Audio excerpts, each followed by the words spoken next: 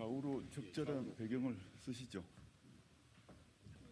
너무 벌어지면 안 볼 수도 있을 것 같은데 약간 촘촘히 붙으시는 게 낫지 않을까? 기자분들 생각하면. 네, 기자회견 시작해도 되겠습니까? 존경하는 국민 여러분, 조국혁신당 대표 조국입니다. 3년은 너무 길다. 검찰 독재 조기 종식에 공감하며 조국혁신당에 보내주시는 국민 여러분의 성원과 지지에 깊은 감사의 말씀을 드립니다. 오늘은 권력기관 개혁에 관한 말씀을 드리고자 합니다. 다시는 검찰, 감사원, 국정원 등 권력기관이 제 본분을 잊고 독재의 도구처럼 준동하는 일이 없도록 저희 조국혁신당은 22대 국회에서 기필코 불가역적인 개혁을 이뤄내도록 하겠습니다. 첫째, 검찰개혁입니다. 지금 검찰은 야권과 전임 정부에는 쇠몽둥이, 윤석열 정부 측에는 솜방망이도 모자라 솜사탕처럼 대하는 등 극단적인 이중잣대로 권력을 사유화하고 있습니다. 정치 권력의 철저한 하수인 그 이상도 이하도 아닙니다. 우리 조국혁신당은 22대 국회 개원 시 가장 먼저 검찰개혁을 반드시 그리고 철저하게 이뤄내겠습니다. 먼저 수사기소 분리를 완성하여 검찰을 공소제기 및 유지 기능만을 행사하는 기소청으로 전환하겠습니다.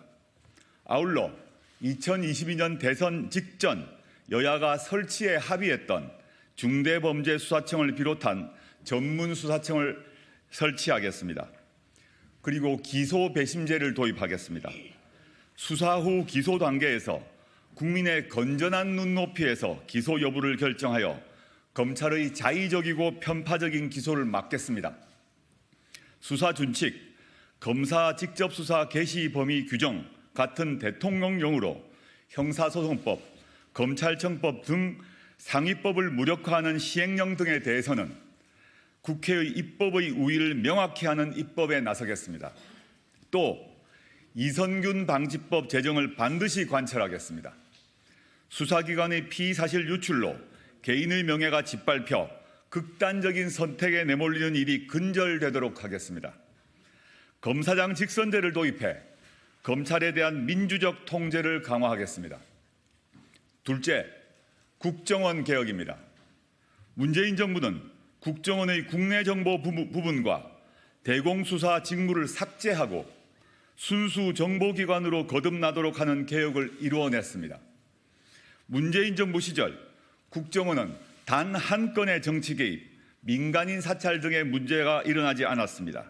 그러나 윤석열 정부 들어 국정원은 이른바 서해, 동해 사건을 빌미로 서훈, 박지원 두 전임 국정원장을 검찰에 고발하여 정치보복의 거대한 서막을 연 바 있습니다.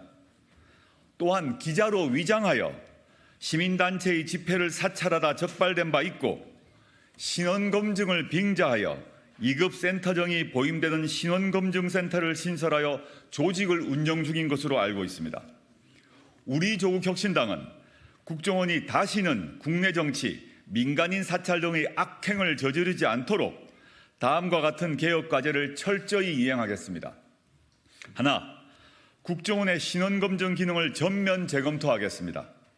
이를 통해 신원검증을 빙자한 공직자 세평 수집, 민간인 사찰, 국내 정보 수집이나 정치 개입을 하지 못하도록 하겠습니다.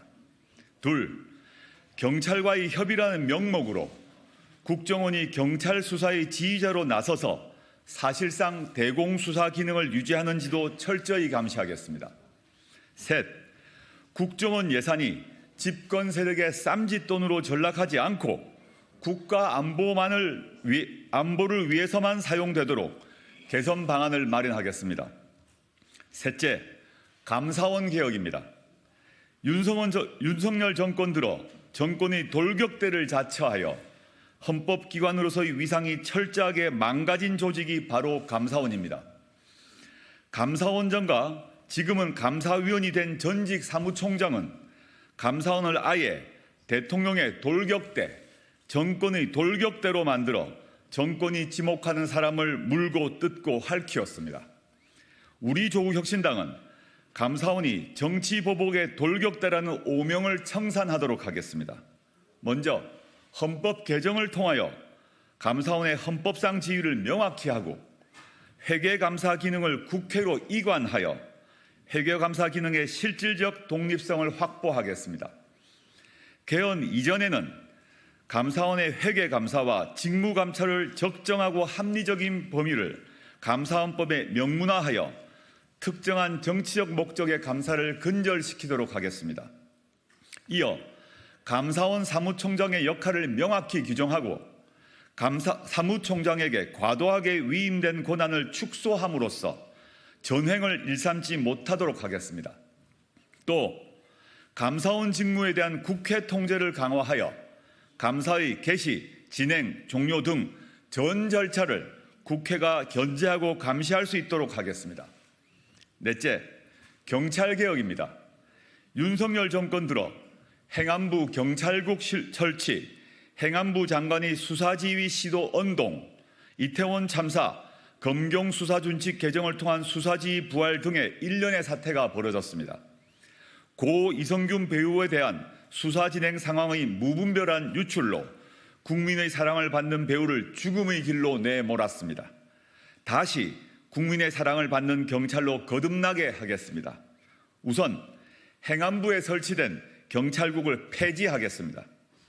이어 수사준칙 등 시행령을 입법 취지대로 돌려 수사권 개혁 취지대로 경찰 수사의 전문성과 역량을 향상하도록 하겠습니다.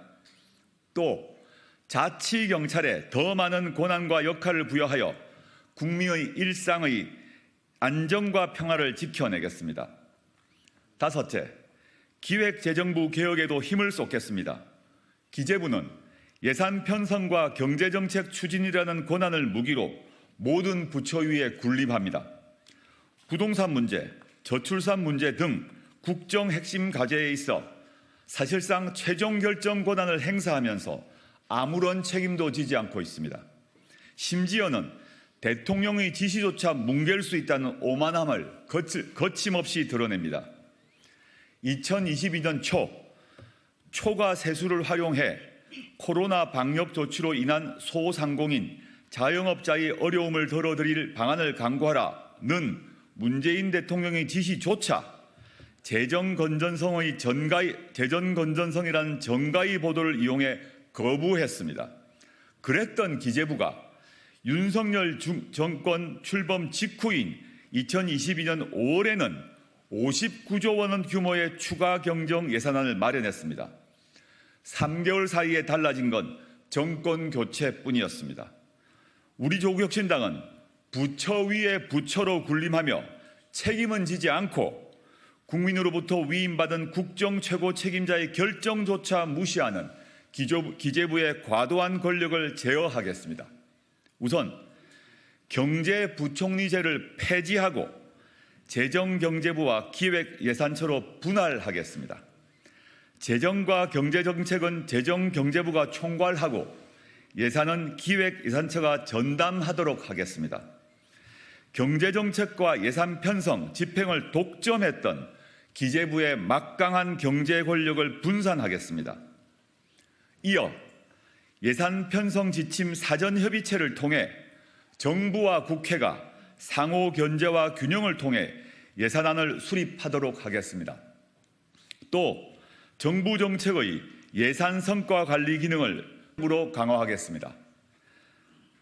정부 정책의 공과를 평가하는 정책 성과 관리실을 기획예산처에 두어 국민의 세금이 제대로 쓰였는지 철저히 따지겠습니다.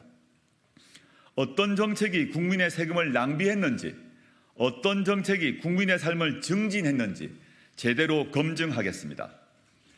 존경하고 사랑하는 국민 여러분, 4월 10일은 대한민국의 주인이 누구인지 확인하는 날이며 윤석열 정권의 무능과 부패, 폭정을 심판하는 날입니다.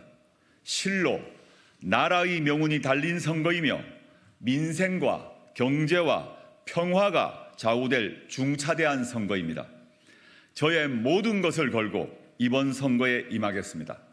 단호하고 선명하고 빠르게 행동하겠습니다. 3년은 너무 깁니다. 검찰 독재를 조기에 종식하고 조국을 혁신하겠습니다. 감사합니다. 인사 한번 하시죠. 차렷, 경례. 바로. 네. 백불이 밖에 가서 하실 거죠? 예, 예, 예.